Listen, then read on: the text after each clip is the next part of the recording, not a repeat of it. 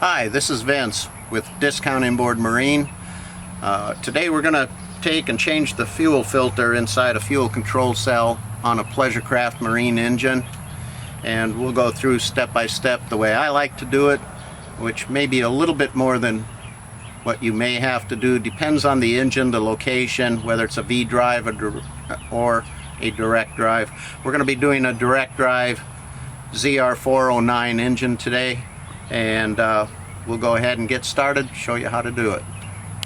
The things I like to do, this is a return line going back to the gas tank. I like to take that off. Underneath, this is the low pressure pump, and there's a fuel line that's a feed line underneath. I like to take that off. This is the electrical connection for the low pressure pump, and on this particular engine, one of the spark plug wires is kind of in the way, so I'll take that and tuck that up underneath, and then we'll remove these items. It makes it easier to get to. Take that, put it out of the way. Then we'll go ahead and remove the low pressure fuel line. That's right down here. And then we'll disconnect the electrical connector, and that's right over here. And it's a simple, just push the tab down, pull it apart. And now we're ready to loosen up the bracket, and that takes a 7/16 inch wrench, and you just loosen the bracket up, and you can squeeze it together. You don't have to take it completely loose.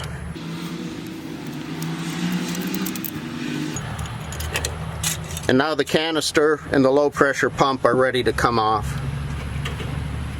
There's two O-rings that hold it on.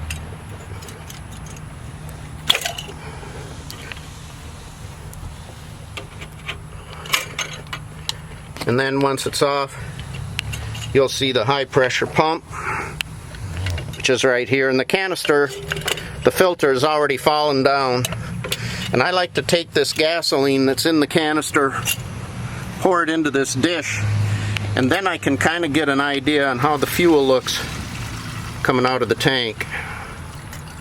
And I look for any debris. You can see this filter, it's time to change. It's pretty black. It's got a lot of debris in it. And then I'm going to let that gas settle in the dog dish and look for any water, any signs of water, any contamination, anything that would say I've got a fuel problem, or no, you don't have a fuel problem. I don't see any water, which is a good sign. I do see a little bit of debris floating around in there. That's to be expected. And now we're ready to take the new filter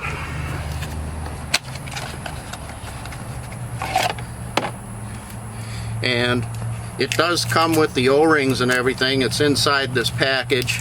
As you saw, I like to take the canister off and dump the contents into a bowl.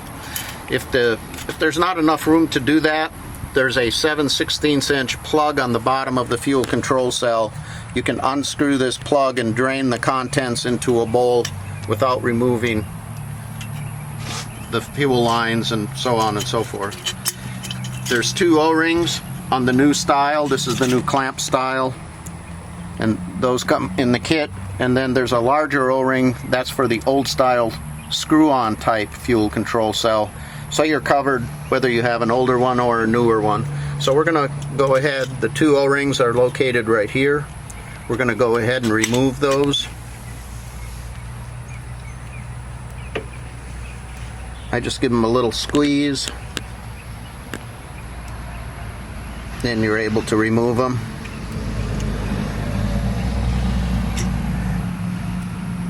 And then we'll take a little bit of oil, just regular motor oil, just like you're doing a oil filter. I like to put just a little bead of oil and then replace the O-rings, and we'll go ahead and do that. Got a little bit of oil. We're just going to get the O-rings wet and then reinstall them. Don't reuse the old O-rings. Make sure you put the new O-rings back on. And then once those are back on, we'll go ahead and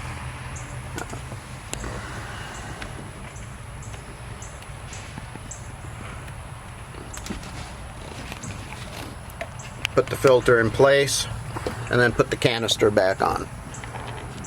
Now we've got our O-rings in place, so we're going to take the new filter, we're going to slide that on the high pressure pump, and there's a little seal inside. You want to make sure you push it all the way up, and then the filter will just hang there, and now we're ready to put the canister back on.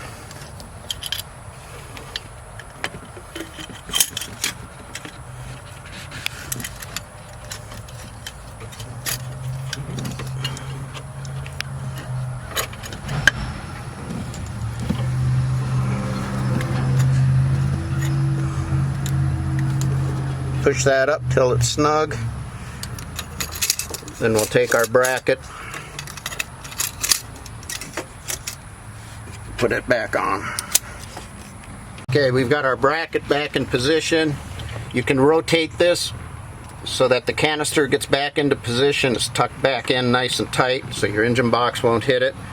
Now we're ready to tighten up the bracket, replace our fuel lines, and plug the unit back in for the low pressure pump, and then we're ready to test it and see if we have any leaks or any problems. Thank you very much for your time. We've got all the fuel lines on and tight.